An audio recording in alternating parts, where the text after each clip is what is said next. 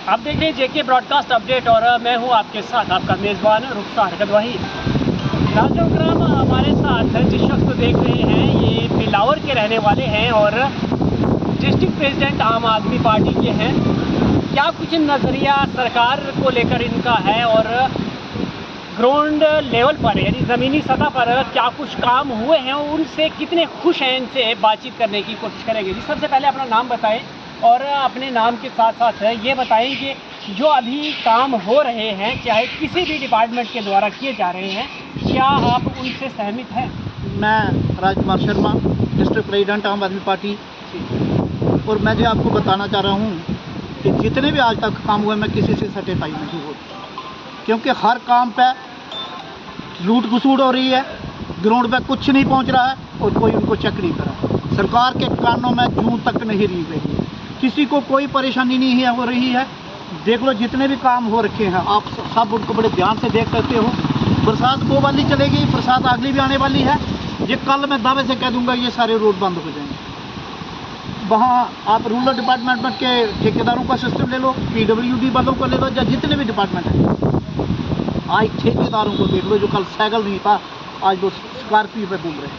इतनी जल्दी इतनी फास्ट ग्रोथ कहीं मैंने नहीं देखी जितनी आज के दिन में देख रहा हूँ। आज के दौर में क्या लग रहा है ग्रोथ किस वजह से हो रही है? ये करप्शन का दौर है, करप्शन से हो ये रही है। सारा सब कुछ करप्शन का है। और अब जम्मू कश्मीर करप्शन का हब हो रहा है, जहाँ लूटा जा रहा है डेवलपमेंट के नाम पर, और डेवलपमेंट वो हमें नहीं दिख रही।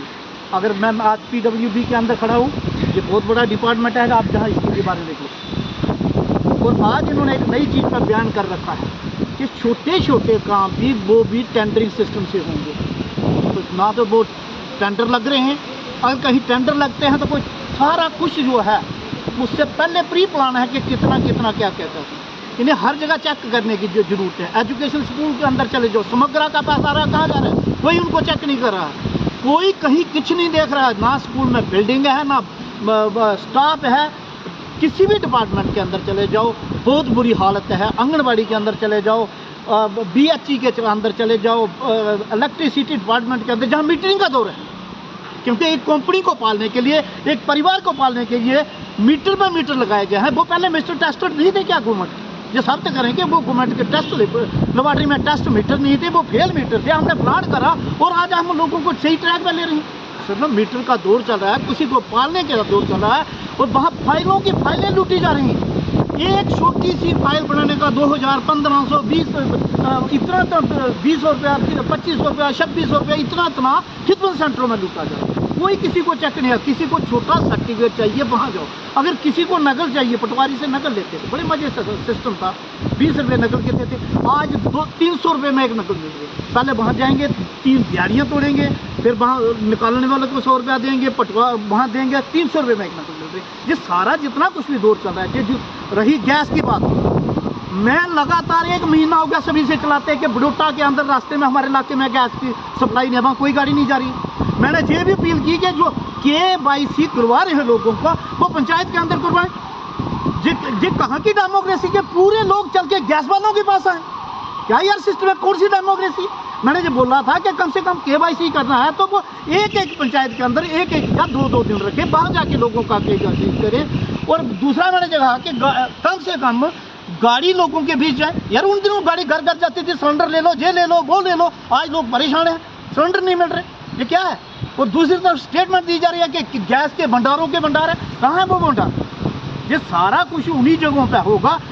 मान के चलो कि बिलावर हट क्वार्टर के ऊपर लोगों को गैस मिल रहा था, बाकी जो गांव के अंदर क्या वो बिलावर के रहने वाले नहीं। जितना भी इंटीरियर लोग जाके देखो हालत क्या। और 20-20 बार इनको फोन कर दिया। कितने दिनों से आप गर्मियाँ आ रही है, ये तो बारिशों की अलग बात है। कितने दिनों से पहले मैं इनको फोन कर रहा हूँ, ADC साहब को मैं फोन करा, तहसीलदार राम को फोन करा कि जहाँ हैंडपंप खराब है और उनको ठीक करवा। जब गर्मी आएंगे तो फिर कहेंगे कि आम आदमी पार्टी लड़ती है, रोड बंद कर देती है। हमें तो मजबूर होकर रोड पर आना पड़ेगा। यात्री का हमारे पास कैसे बचा पाएंगे? लोगों को तो पानी चाहिए।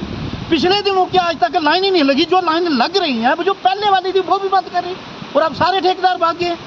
क्या कहानी है करप्शन हो रही है? आप भी देख लो। जो मिशन नंबर 24 था PHE वाला जल जीवन, अब जल जीवन कहाँ रहा है? अब जीवन का तो बर्बाद कर दिया सबका। सारी पाइपें उखाड़ दी, सारी लाइनें उखाड़ दी, लोग चला रहे, कोई किसी की बात ही सुनने को तैयार नहीं। तो क्या बोलेंगे हम, किससे कहेंगे? आप आम आदमी पार्टी से वाबस्ता हैं। स्टेट प्रेसिडेंट महाराज मलिक जो हैं आज भी PSA के तहत जेल में बंद हैं।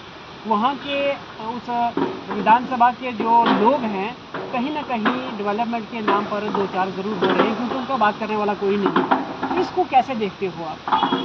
ये तो रियल बात है। जब किसी छोटी उम्र में किसी बच्चे का बाप मर जाता है तो लोग उसको जितने ही बोलते हैं।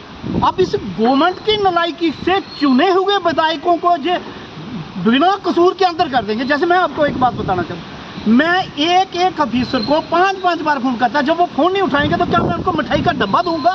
कौन सी भाषा जो लोग सुनते हैं, फिर कहते हैं कि महाराज मलिक ने ये बोल दिया, और कौन सी भाषा इनको बताएंगे? हमें भाषा भी तो जे दे दें, लिख के दे दीजिए सरकार के जे वाली बात हमने कर दी है, जाके हमने उनसे जे वाली बात की। जब हम इनसे विनती करते हैं, मैं पिछले दिनों AW शमशार जी हैं, 10 बार मैंने उनको फ़ोन करा, उन्होंने फ़ोन ही नहीं उठाया। तीसरे दिन जाके फ़ोन उठाया। कैसे बात करेंगे यार? कौन सा तरीका? हमें तरीका तो दें, किस तरीके से बात सुनते हैं। फिर कहते हैं कि महाराज मलिक ने ये कर दिया था, वो कर दिया। एक भयत आदमी था जिसकी वजह से आज पूरी जम्मू कश्मीर की कैबिनेट को पावर लगेगा, जिसकी वजह से आज तनख्वाह ले रहे हैं, उसी ने जो बात है कि क्या हम ईमानदारी लाएंगे, हमारी बिजनेस बढ़ा दो और ईमानदारी से काम करेंगे दिन रात, उसको उन्हें जेल में बंद कर दिया, बाकी वाले मजे रहे। कभी किसी ने कैबिनेट के अंदर भी ये सवाल उठाया कि महाराज मलिक के साथ गलत हो रहा है?